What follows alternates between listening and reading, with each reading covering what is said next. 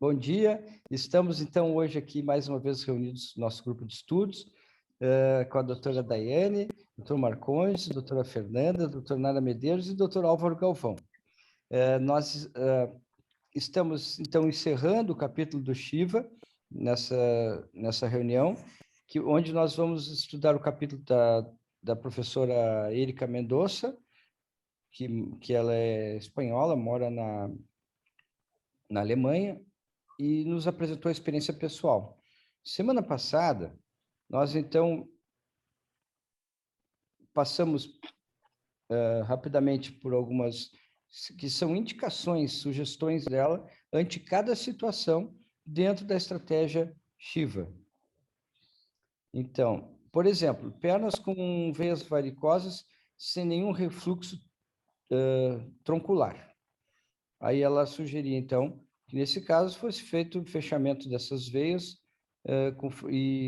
com ou sem flebectomia ou usando a espuma, mas não tocou no assunto de fazer um mini laser, o endolaser de tributárias. Mas hoje a gente sabe que é possível, a gente tem feito isso também. Em relação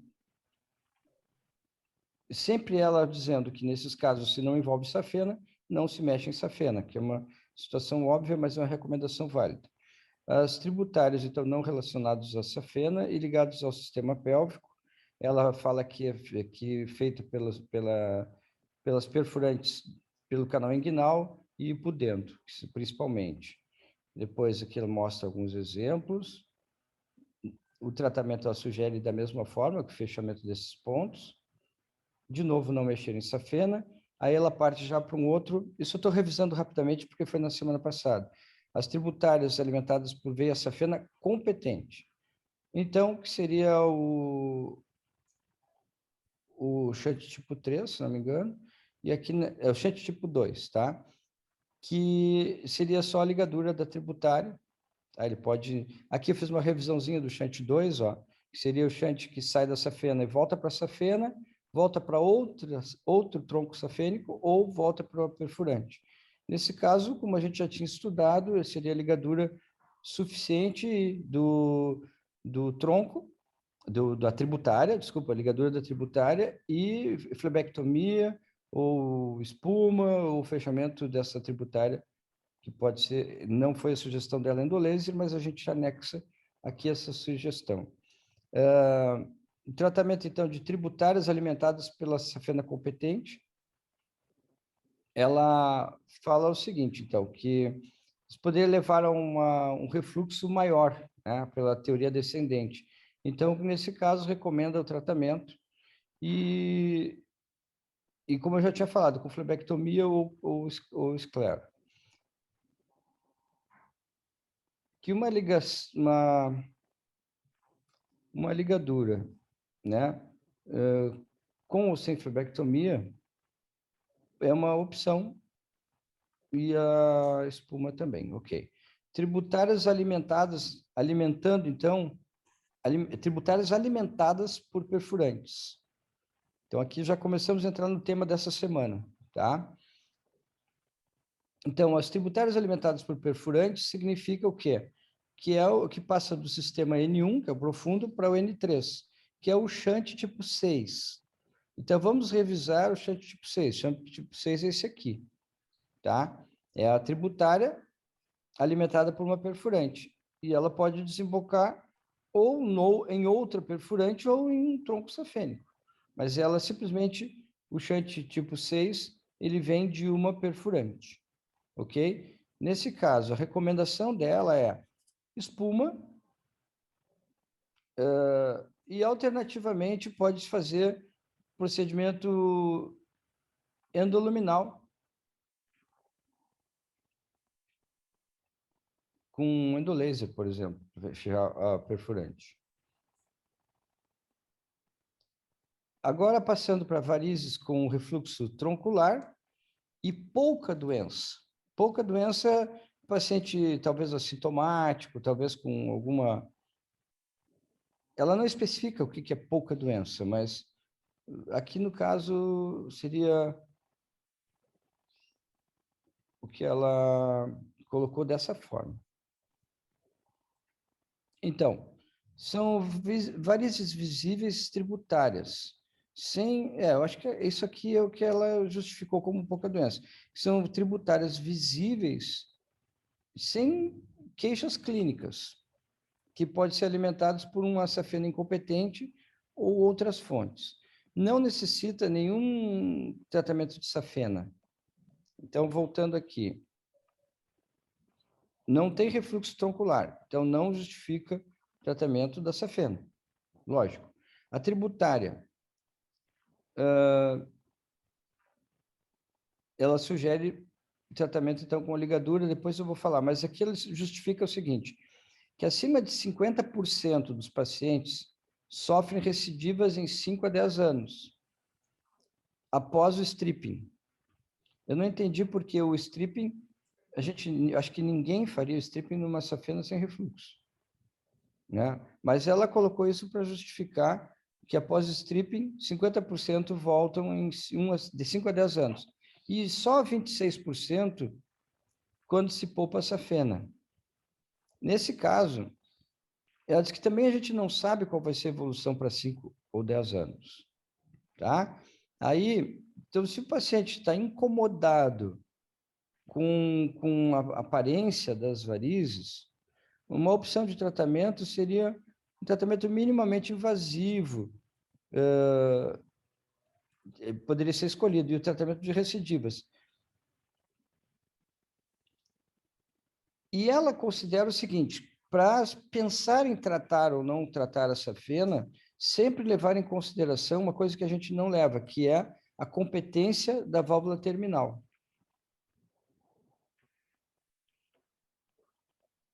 Então, ela dá bastante importância para a competência da válvula terminal.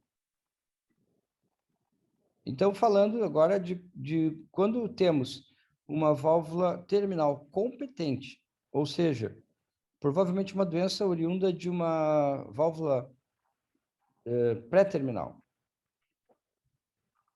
Então, nesse caso, uma pequena doença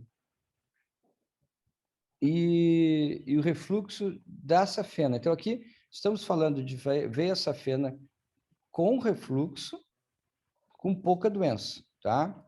Então, ela diz que uma safena doente com pouca manifestação clínica, frequentemente, seria o caso dessa situação que se apresenta, ou seja, se a válvula terminal está competente e a pré-terminal incompetente, ela sugere que isso vai trazer uma clínica mais fraca, uma clínica mais discreta. Se a válvula terminal estiver incompetente, e aí sim ela justifica que a clínica vai ser mais forte. Então, aqui, voltando.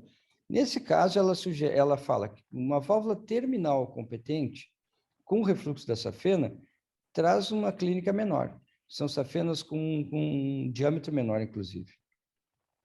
Por outro lado, nós sabemos que no caso de um shunt tipo 5, que é uma perfurante,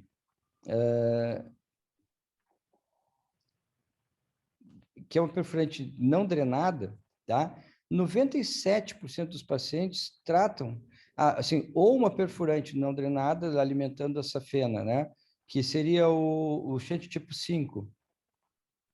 Perdão, não drenada, a safena não drenada por perfurante, que o shunt desce e sai na tributária. Não tem uma perfurante dentro da safena, tá? Então, por outro lado, se nós sabemos que no caso de um shunt tipo 5, que eu vou mostrar aqui, que é mais fácil, esse aqui é o shunt tipo 5, tá? Então, a safena desce, ela não tem refluxo ostial e tem uma perfurante. Então, nesse caso que ela está se referindo, que então 97% dos pacientes tratados com interrupção dessa tributária, no nível da safena, eles corrigem o fluxo para fluxo ortógrado.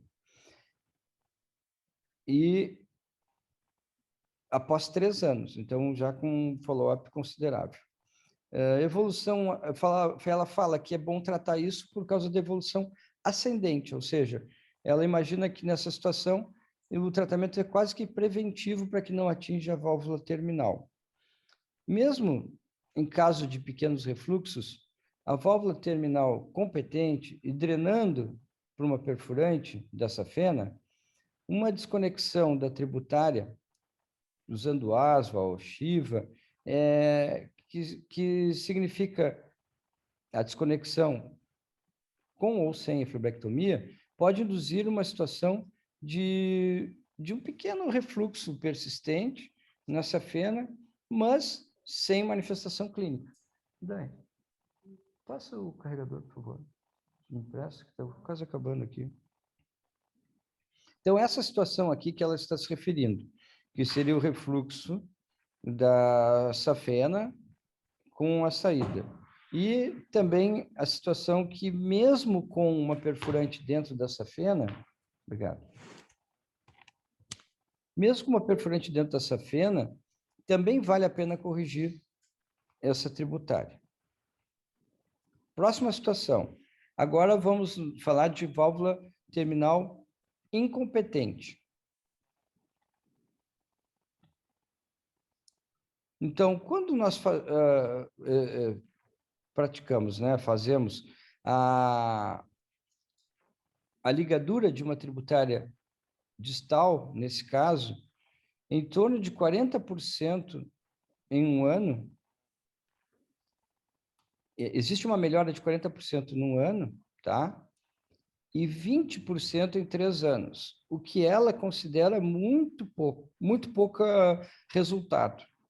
Então, repetindo, quando se faz a drenagem, o fechamento da drenagem da tributária que drena distalmente, que seria essa aqui, ó, fechamento dessa aqui, com uma válvula terminal incompetente, o resultado em 3 anos é só 20% de melhora de resultado, o que ela considera muito pouco.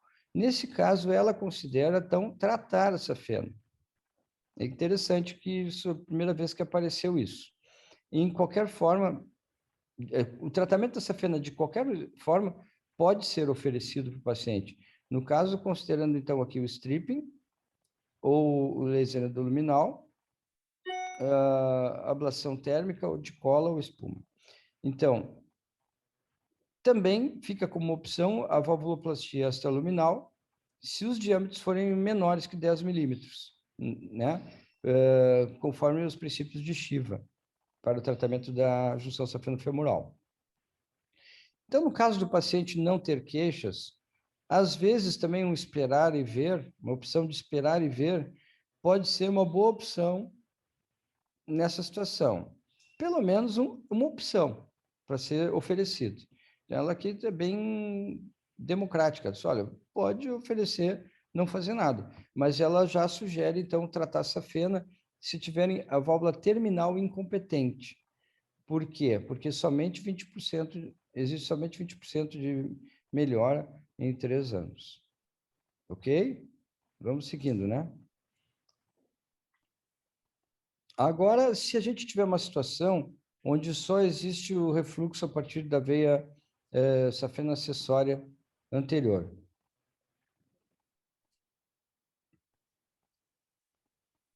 Aqui ela faz algumas considerações, né? Que no caso, o diâmetro, se a acessória tiver um diâmetro fino, mas refluxivo, né, ele poderia ser tratado com espuma só, começando com ultrassom guiado e talvez usar uma concentração maior próxima da junção e depois aplicando espuma ao longo da tributária. A crossectomia lateral também é uma opção cirúrgica ao nível da safena e uma opção para casos de diâmetros maiores, também quanto fechamento endoluminal por catéter. Então, pode fazer tudo, pode fechar, pode ligar, pode fazer espuma, ou seja, tratar a safena acessória. Um segmento muito curto de safena, entre a saída do profundo e a emergência da safena acessória, por exemplo, o refluxo terminal ali, pode reverter E ela considera que reverte nesse caso. Então, aqui é isso aqui, ó. Existe um pequeno refluxo que está alimentando essa safena acessória. Ela considera que fechar a acessória vai fazer com que reverta esse refluxo. Então, a espuma na tributária com a compressão digital da safena, para a espuma não ir para dentro da safena. Provavelmente esperar um pouco para que a espuma seja neutralizada para depois liberar ela. É claro, a opção de tratamento no caso de válvula terminal competente e pré-terminal será a mesma, se a apresentação clínica com edema ou mudanças na pele. Então, aqui, pelo que eu entendi, eu quero depois ouvir o que vocês têm para me dizer, a interpretação de vocês sobre isso. A interpretação que eu entendi foi o seguinte, que se houver uma válvula terminal competente, mas uma doença mais severa, aí ela considera o mesmo tratamento, quer dizer, considera até a possibilidade de tratar a safena, pelo que eu entendi. Aí, então, ela mostra esse desenho da reversão do fluxo ostial. As pernas, então, agora é uma outra situação. É o paciente que tem refluxo venoso troncular com sintomas, que é o C2S, o C3 até C6.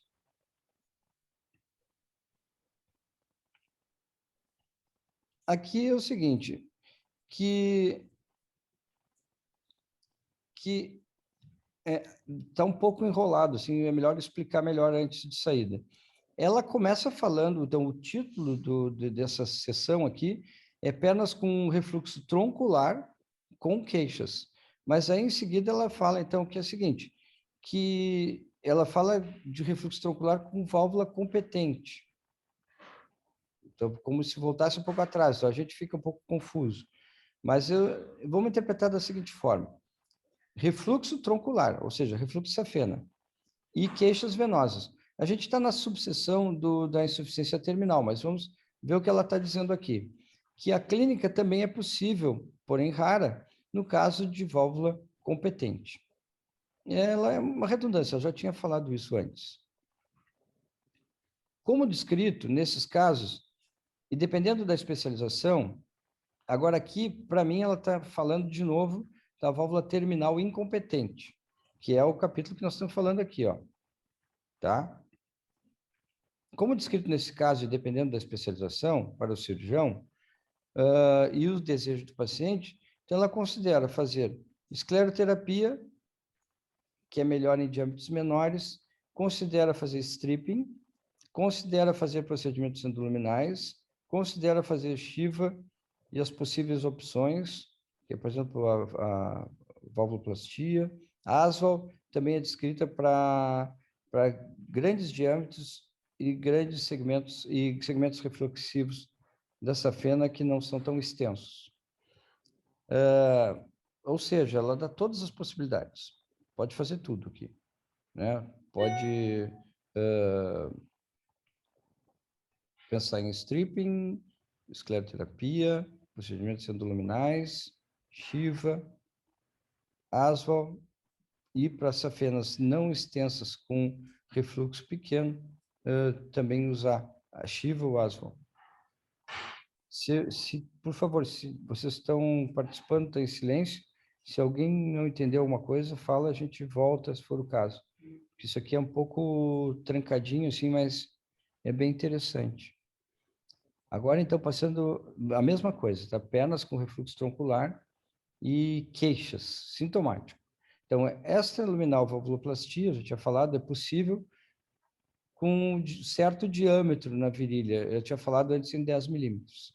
Se a ablação da safena é discutida, o paciente tem que ser informado sobre a possibilidade de salvar, de não mexer na safena. Ou, pelo menos, as menores quantidades de complicações e recidivas, quando escolhe o preservar a safena. Como está evidenciado na revisão de Cochrane. Então, aqui ela bate duro, né? Diz assim, ó, você quer tratar safena, trata, mas você tem que dizer para o paciente que existe menores possibilidades de recidivas e complicações se não tratar safena. Isso aqui para nós é uma coisa assim, tipo, ó, ela está dizendo, está gritando aqui, ó. O paciente está sintomático com CAP2S, C3, C6, o que todos nós, eu não tenho dúvida, pensaríamos em fazer um tratamento da safena. Ela diz o seguinte, que isso é uma opção, mas que o paciente tem que ser avisado, né, que preservação da safena, sobre a possibilidade de preservação da safena e da menor quantidade de complicações e recidivas quando escolhido poupar a safena, como evidenciado pela revisão de Cochrane. Isso aqui eu acho que provavelmente a gente vai discutir depois. E se a safena for fininha, o que eu faço? Aqui é surpreendente, para mim foi surpreendente o que ela coloca. O diâmetro da safena é tão fino, no caso, aqui ela diz o seguinte, que existem casos que são raros, que a safena é fina, mas tem um refluxo persistente, um refluxo grande, que é raro, mas existe.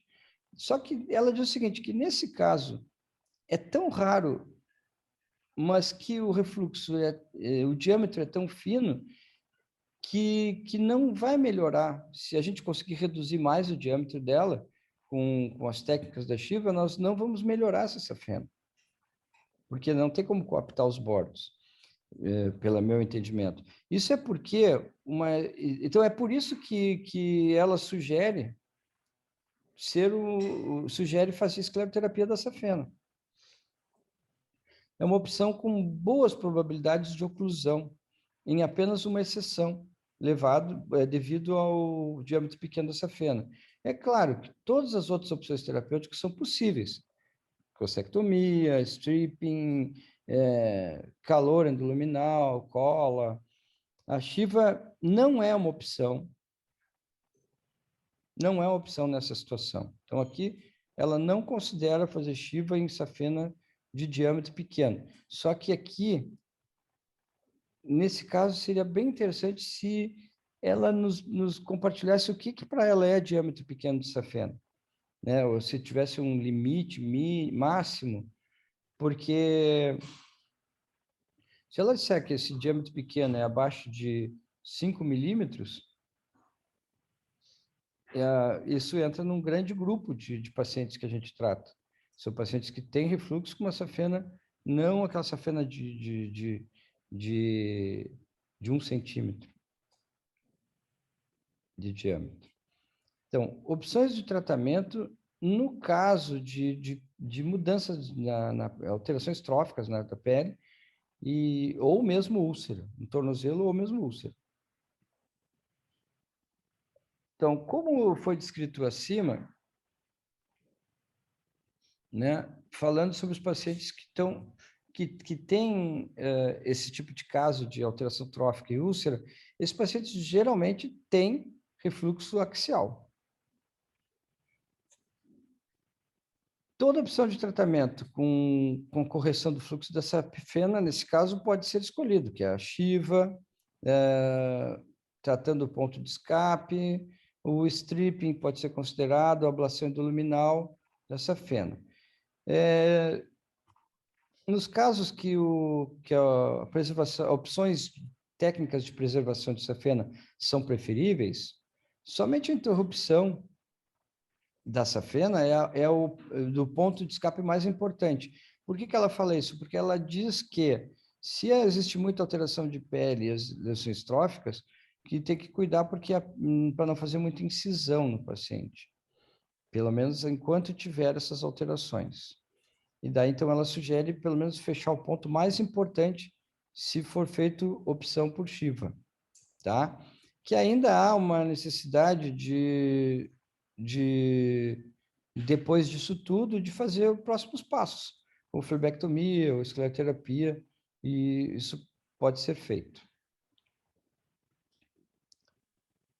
Refluxo superficial depois de ter feito tromboflebite.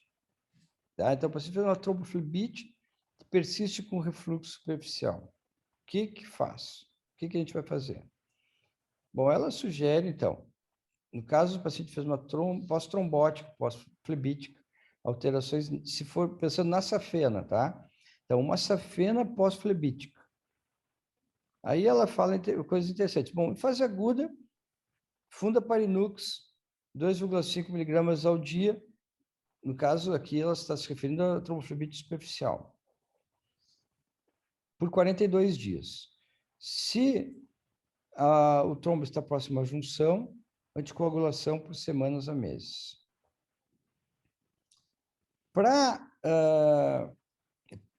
Por razões escritas acima, a crossectomia ou crossotomia parece ser a opção mais racional nesses casos. A razão descrita é o seguinte: ela diz que uma safena com trombos dentro, se passar um fleboextrator, pode soltar esses trombos para a circulação. Se passar um endolaser, pode empurrar esses trombos. Então, ela sugere, então, que nesse caso, a espuma seria uma boa opção. Desculpa, a crossectomia seria uma boa opção. E depois disso, em adição, a veia, então, pode ser tratada com espuma, simultaneamente à cirurgia ou algumas semanas após a cirurgia.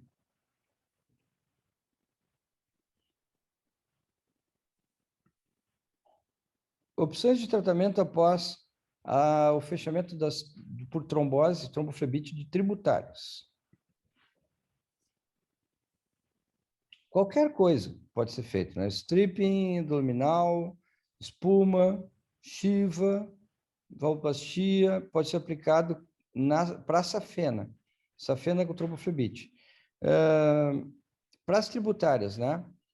Que é o N3, usualmente a escleroterapia é uma ótima solução, porque a flebectomia pode ser difícil por causa da aderência. Então, fez tromboflebite, ela já sugere fazer espuma. Então, o último slide do livro aqui, que ela está dizendo o seguinte, que em cada situação, o contexto do paciente, o grau de doença da veia, após oferece uma possibilidade de aplicação de poupação de safena, ou seja, em toda a situação, né? Considerando o contexto do paciente e o grau de doença, é possível, né? No caso, aplicar ou sugerir a preservação da safena. E com isso, então, encerramos o livro do Janesini. E agora abrimos, então, para as discussões finais do livro, para os meus queridos amigos, começando pelo Dr. Álvaro Galvão, que estava fora da minha tela aqui no início, e agora eu queria que o Álvaro nos considerasse algumas situações do que a gente foi apresentado. Bom, em primeiro lugar, eu quero fazer um agradecimento ao grupo de estudos, que hoje passa a ter o nome de Clube de Estudos, né? E que foi importante ao longo de todo esse período em que nós fizemos o estudo do Janesini, a gente ter a oportunidade de estudar tanto a técnica Shiva, quanto a técnica de Aswa, quanto a hemodinâmica Zenova, que nos deu uma visão muito macro, apesar da gente já ter todo um estudo prévio, todo um conhecimento prévio. Eu acho que essas abordagens que eles trouxeram para nós, a partir de classificações e novas formas de tratamento, que não são as nossas formas tradicionais, até porque nós viemos de uma formação de tratamento muito focada no minimamente invasivo também, mas muito mais com endolaser. Nós fizemos abordagens sobre essa pena.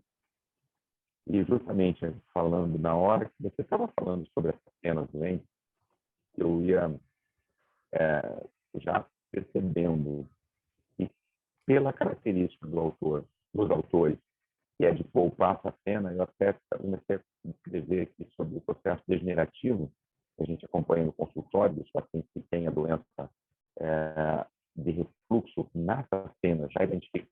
primeira avaliação e que normalmente a gente acaba adotando uma conduta de fechamento dessa cena, porque nós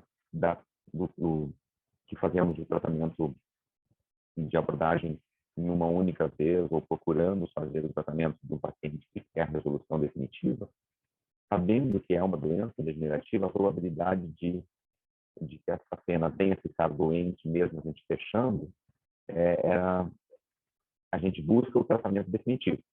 Mas antes de eu terminar de escrever, você até colocou, me surpreendeu que ela coloca que já se deve abordar e ela considera tratar essa pena já no primeiro momento. Foi acho que uma das primeiras vezes que a gente ouviu a Érica falar sobre a consideração de tratamento dessa pena com endolaser, espuma ou até a prospectomia.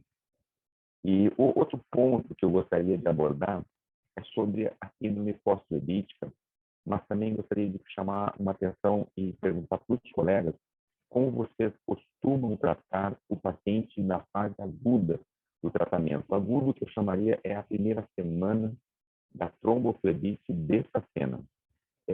Muitos pacientes que nos procuram no consultório com e eu nem considero isso uma síndrome pós-flebítica, que ela abordou a síndrome pós-flebítica, mas no processo de flebite do paciente ou na tromboflebite especificamente dessa cena, na imensa maioria das vezes essa tromboflebite vai acontecer quando essa cena é calibrosa, quando o refluxo é grande, quando existe uma estase venosa maior ou algum processo inflamatório que leva à formação desses trombos.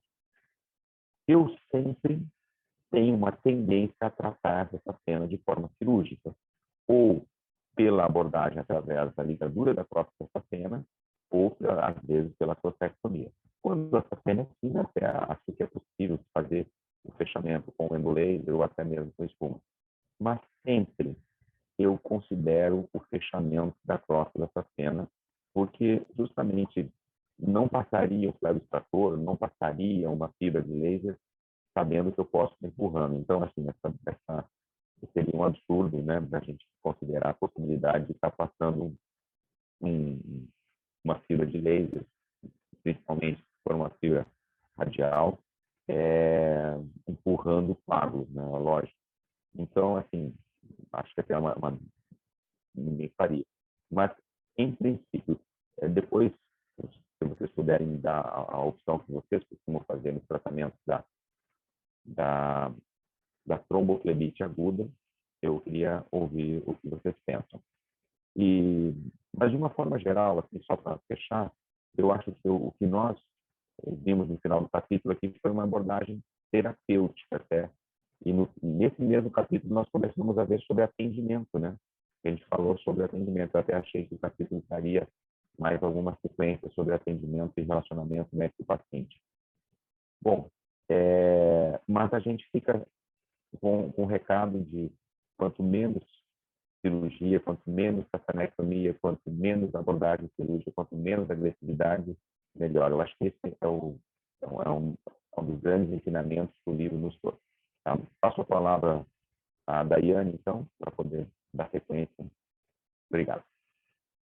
Bom, é uma sensação de alegria, de vitória, né? A gente concluiu o livro, porque a gente sabe que teve momentos ali que foram um pouquinho mais desafiadores, porque trouxe um conteúdo muito diferente do que a gente está acostumado a ver no nosso dia a dia, do que a gente não tinha os olhos voltados para esse tipo de metodologia, para os shunts, para a forma de encarar a doença, né?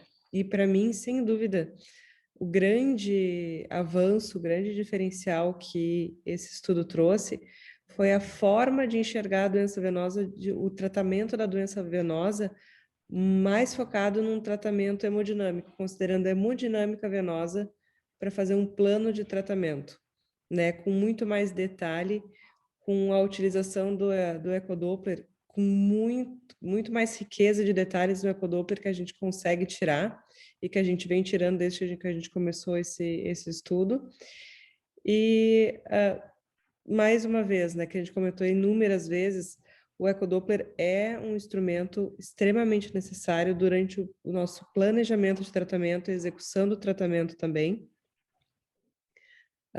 que a gente pode sim continuar esse caminho que a gente já vem trilhando de tentar fazer sempre o tratamento menos invasivo, menos agressivo possível para o paciente.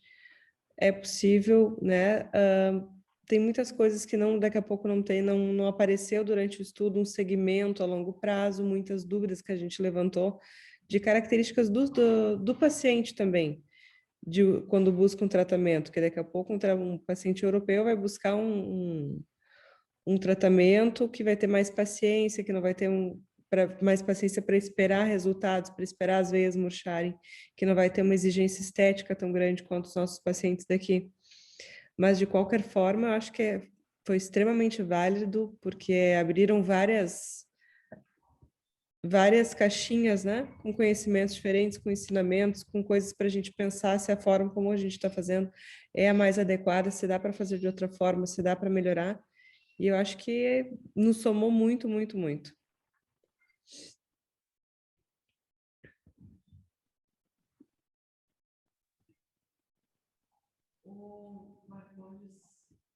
Professor Marcondes. Eu vou liberar para ele. Queria liberar esse compartilhamento, que eu quero mostrar um caso que eu operei semana passada, que tem a ver com... já liberou aqui, fotos. Permitir o acesso a todas as fotos.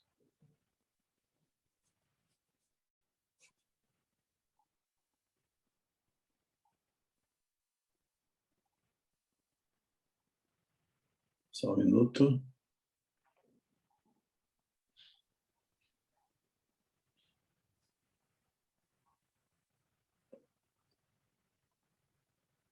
Todo mundo está vendo minha tela? Sim. Então, essa é a cartografia da minha paciente que eu operei semana passada. Então, ela tinha uma safena acessória anterior saindo. O que eu fiz? Eu abri a crosta e liguei só a safena acessória anterior. Não liguei a válvula, sabe? E essa era o pré-operatório dela, antes de subir para a sala, depois da marcação. E aqui o pós-operatório. A gente fez a ligadura lá, abriu a crosta dela e fizemos a ligadura. Então, eu acho que ilustra bastante o caso que nós estamos falando, né? E eu espero que eu tenho feito assim também, procurado ter consciência de eu fui o menos traumático possível na crosta, sabe? Agora, a pergunta do Álvaro, tromboflebite na fase aguda, Álvaro, eu trato com xarelto 10 miligramas durante 40 dias, mais o sintomático, do analgésico e tratamento tópico, com heparinoide, que é o iridoide ou trombofóbico. Assim que eu costumo conduzir essas tromboflebites agudas. E eu dei uma aula esses dias sobre isso aqui na nossa região, para uns colegas a pedido da Bayer, e eu estudei tromboflebite, não tem tratamento não, viu? A única evidência forte que tem é o fundo Parinux, que nós não temos disponível no mercado. Assim, pelo menos aqui na nossa região não tem, eu não sei na região de vocês se tem o fundo Parinux. Então, eu tenho um artigo randomizado que eu uso xarelto, 10 miligramas, durante 40 dias e com bons resultados, sabe? Eu tenho segmento com ultrassom, mesmo tromboflebite em safena, próxima cross, a gente tem conduzido conservadoramente com o xarelto 10. Eu tenho um artigo, se você quiser, eu mando para você. Eu preciso... Tá bom? Era isso que eu tinha que falar, e parabéns aí pelo livro, pela conclusão do livro, para o grupo, que eu não estava desde o princípio do livro, mas acompanhei boa parte dele. Legal. Tem dois grandes trials, que é o Surprise e o Callisto. Até o Álvaro estava falando, eu estava procurando aqui só para afirmar. Que eles comparam o Fundaparinux com placebo, que é o Callisto, e o Surprise e Fundaparinux com Rivaroxaban. E eles autorizam que se use, né, Marcondes, os dois. Agora, a ligadura continua sendo uma opção, né? Ligadura de... Não, quando fica menos de 10 centímetros da crosta, é prudente você ligar. Isso é um fato. Pessoal, eu tenho que sair porque eu tenho uma reunião agora. Mas agradeço demais, boa semana a todo mundo.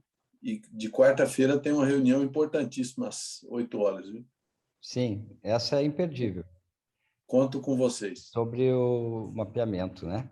Isso. É muito bacana. Até Bom lá. dia, Um bom dia, abraço, Nara, bom Matheus. dia, Daiane, bom dia, Albernaz, bom dia, Álvaro, boa recuperação aí. Bom dia, Fernanda. Obrigado. Tchau, tchau. Bom dia. Fernanda, queres comentar?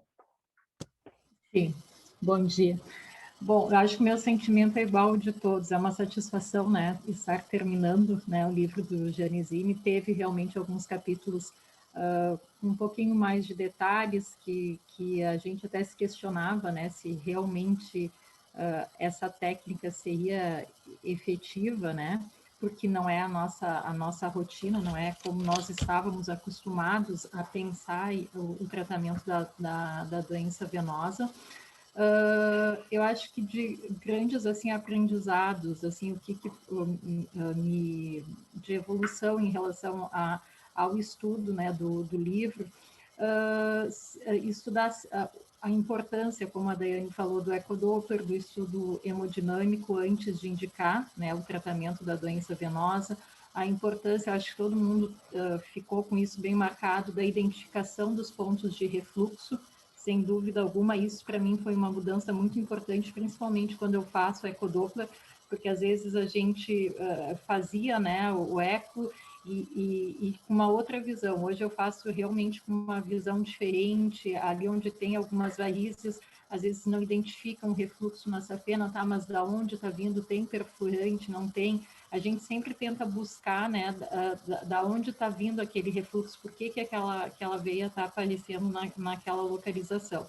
Isso mudou muito para mim.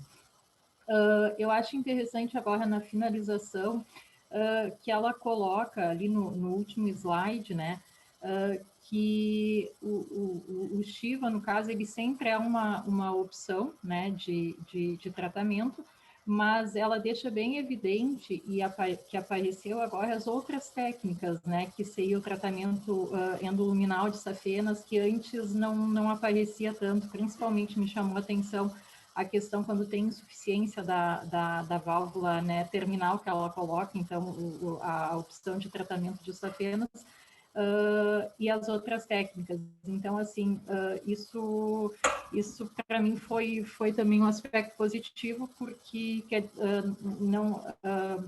eu acho que ela deixa bem claro que a gente é uma opção de tratamento. Quando a gente vai fazer, no caso, a ablação de safenas ou a retirada das safenas, a gente deve explicar para o paciente a possibilidade de estiva, mas no início do capítulo, para mim, pelo menos, passou a impressão de que seria uma técnica que sempre seria utilizada, né?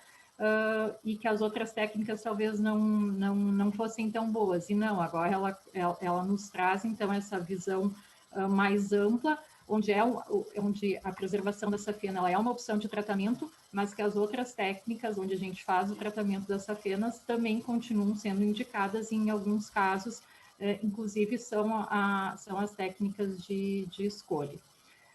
Em relação ao que o Álvaro perguntou, atualmente eu trato também com anticoagulação, geralmente com Xarelto, nos casos de tromboflebite. Mas claro que a ligadura é uma opção.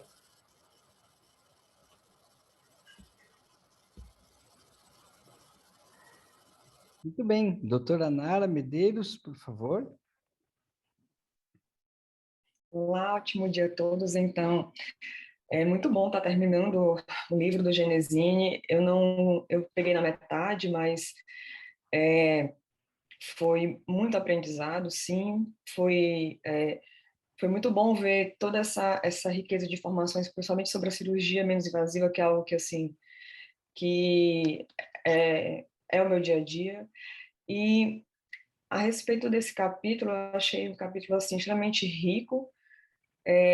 A autora ela começou falando desde de como indicar, desde de não indicar os procedimentos não pela técnica ou se vai haver um pagamento por plano de saúde ou não, mas sim pelo paciente.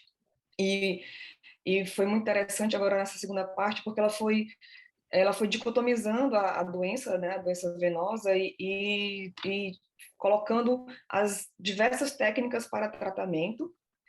Achei só que faltou no CEAP2 o CLACS, né? Se fosse um brasileiro que escrevesse, com certeza colocaria o laser transdérmico. E eu achei muito interessante também que foi a primeira vez que os autores do livro falam em não indicar Shiva, né? Então, quando ela exemplificou o fato da safena fina, que ficou realmente muito em dúvida, assim, qual seria o diâmetro, porque em nenhum momento ela fala de números, né, Albernaz, nesse capítulo, mas eu acredito que seria aquelas safenas, você pensou até em 5 milímetros, eu pensei até menos, eu pensei em 2 milímetros, porque a gente encontra muito no Doppler aquela safena menor que 2 milímetros, mas com refluxo, às vezes, assim, até difuso. E nesses casos a Shiva não estaria indicada porque não haveria, na verdade, uma diminuição, uma aproximação das válvulas. E eu achei bem interessante que se usa muito a escleroterapia com espuma, né? Ela indica muito, acho que praticamente em todas as classificações que ela colocou da doença venosa, ela indicou a esclerose com espuma. No caso do final, quando ela fala de síndrome pós-trombótica, eu fiquei em dúvida em algumas condutas, assim, porque difere um pouco da nossa conduta aqui no nosso país, também acredito, mas quando ela fala em usar na verdade, eu não entendi muito quando ela falou sobre tratar a síndrome pós-trombótica apenas com crossectomia e não usar uma técnica como o endolaser, porque na verdade, se a síndrome pós-trombótica, você não tem mais trombo, você tem sinéquias, não há uma contraindicação a um catéter, como ela fala aqui. Vai ser mais difícil a técnica, sim, mas a gente pode usar manobras e, sim, de repente, usar do laser e até associar a esclerose, não necessariamente fazer uma cirurgia com crossectomia e usar uma esclerose com espuma.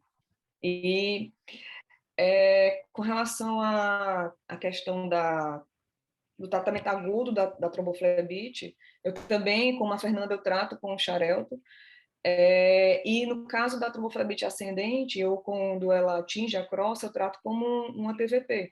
Então, assim como o doutor Álvaro falou, espaço para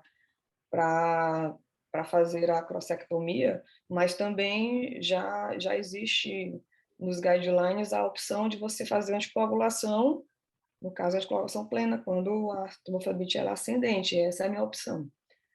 E agradeço demais, assim, por estar participando aqui com vocês. Foi muito enriquecedor esses últimos meses. E vamos dar continuidade com o nosso clube de flebologia. Obrigado. Nara, concordo plenamente com o que tu falou. Tá? Quando eu falei safena de 5 milímetros, eu quis justamente trazer a polêmica, porque uma safena de 5 milímetros, para alguns pode ser pequena, mas para outros pode ser que não seja considerada pequena. Pequena é um adjetivo muito relativo, né, que a gente precisa de números. Agora, com certeza, uma safena de 2 milímetros, eu acho que se enquadra perfeitamente no que ela está dizendo. Mas qual seria o limite máximo, né, para considerar ela como pequena?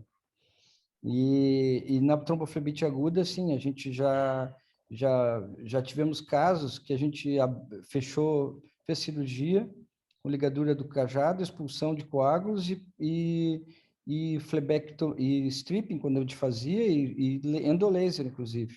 Com ligadura do cajado, endolaser até em fase aguda a gente já fez. Mas também concordo, se a gente tem tempo que a tromboflebite passou a fase aguda, passar um catéter, não vejo também que seria uma coisa de mobilizar coágulos, e não, se já não tem, né, se já não se enxerga mais coágulos, se não tem nenhum trombo flutuante, por exemplo, que seria o maior risco, farelos de coágulos que possa sair eventualmente no procedimento não traz nenhuma repercussão clínica nesse caso. Mas é claro que são as condutas que a gente tem, essas que foram apresentadas aqui na nossa discussão. Estamos falando de limites, né? De alternativas. Mas então, eu gostei muito da parte que ela veio considerar a possibilidade de fazer stripping, fazer endolaser de safena. Eu acho que isso reforça a autoridade dela, reforça a autoridade do livro em considerar o Shiva como a primeira opção, porque ela está dizendo o seguinte, olha, a gente tira a safena, se for preciso, a gente fecha a safena, se for preciso, mas a gente considera que a Shiva é a primeira opção. Isso reforça, né? Porque quando se fala em Shiva como uma religião, daí vem o ceticismo, né? Diz, puxa vida, não, para aí, só um pouquinho. Eu não sou dessa religião. Agora, se ela disser, não, Shiva é a melhor opção, mas se precisarem, nesse caso, eu vou fazer a safenectomia, ou stripping, ou o laser. Então, para mim, reforça bastante a autoridade da técnica, quando a gente pode ter essa opção de considerar o não fazer, ou mesmo tratar a safena. Mas eu acho que foi muito enriquecedor também. Acho que esse livro, para mim, por ter reforçado a possibilidade da gente estar se encontrando e tá discutindo e tendo essa abertura, e pela possibilidade de estar dentro dessa fronteira do pensamento, né? Eu acho que isso é quase que um manifesto do nosso grupo, que a gente quer passar a se autodominar como grupo de estudos, grupo de flebologia, clube de estudos ou clube de flebologia, clube de estudos em flebologia, nós vamos definindo na semana, mas o nosso objetivo é esse, é não ter preconceitos com possibilidades, né, respeito à ciência acima de qualquer coisa, e mente aberta, assim, sabendo, considerando o nosso trabalho com uma perspectiva universal e uma perspectiva de tempo sem limite para frente também. Pensar com a cabeça aberta e sem estar ligado, vinculado a alguma religião, entre aspas, né, dentro dos tratamentos, ser preso a algum tipo específico de tratamento. Somos pessoas independentes e que pensam em se enriquecer cada vez mais com cultura, com conhecimento, para trazer o melhor benefício para os pacientes. Quero agradecer, então, com essas palavras, vocês, pela nossa mais uma manhã tão gostosa, e aqui nos despedir. Então, tchau.